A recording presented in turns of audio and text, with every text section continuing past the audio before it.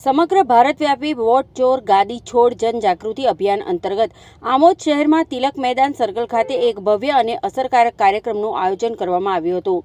Kingmaker Mehboob કાકુજીના સશક્ત નેતૃત્વ હેઠળ યોજાયેલા આ કાર્યક્રમમાં ઇલેક્ટ્રોનિક વોટિંગ મશીન ઈવીએમ પ્રણાલી સામે સખત વિરોધ વ્યક્ત કરીને સાચી લોકશાહીની પુનઃસ્થાપના માટે હાકલ કરવામાં આવી હતી।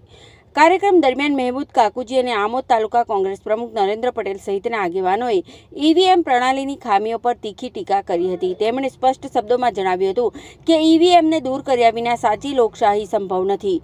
આ નેતાઓએ ભારપૂર્વક જણાવ્યું હતું કે લોકશાહી પ્રણાલીમાં મતદારોનો વિશ્વાસ ફરીથી સ્થાપિત કરવા માટે પારદર્શક મતદાન પ્રણાલી અનિવાર્ય છે।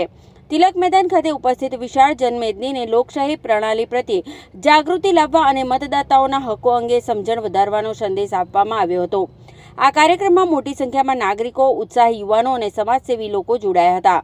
સૌએ એક અવાજે ઈવીએમ હટાવોનો નાદ બુલંદ કર્યો હતો અને લોકશાહીના રક્ષણ માટે સંકલ્પ વ્યક્ત કર્યો હતો। કાર્યક્રમના સમાપન સમયે સૌ ઉપસ્થિતોએ રાષ્ટ્રીય એકતા અને સ્વચ્છ પ્રણાલી માટે પ્રતિજ્ઞા લીધી હતી, જેણે આ અભિયાનને એક મજબૂત અને નિર્ણાયક સ્વરૂપ આપ્યું હતું। આ કાર્યક્રમ દ્વારા આમોદમાં ઈવીએમ વિરોધી ઝુંબેશ અને જનજાગૃતિના પ્રયાસોને વધુ વેગ મળ્યો છે। આજે આમોદ શહેર તાલુકા કોંગ્રેસ સમિતિ દ્વારા જે વોટ ચોર ગદ્દી છોડ સહી ઝુંબેશ માટે અહીંયા અમે ભેગા થયા છીએ। આ તાનાશાહી સરકાર જે વોટ ચોરી કરીને ગાદી પર બેઠી છે તેને ભગાડવા માટે આ એક સહીની મુહિમ ચાલુ કરી છે। આજે ચોકડી પર 5 વાગે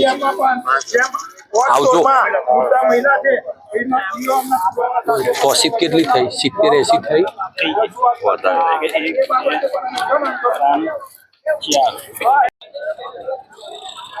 આજ રોજ વોટ ચોર ગદ્દી ચોરનો જે પ્રોગ્રામ આમોદ સર્કલ પાસે કરેલો છે તે સમગ્ર દેશમાં પ્રોગ્રામ કરેલો છે અને ગામડા સુધી અમારું આયોજન છે। 2જી તારીખથી લઈને 10 તારીખ સુધી અમારું આયોજન છે આ પ્રોગ્રામનું।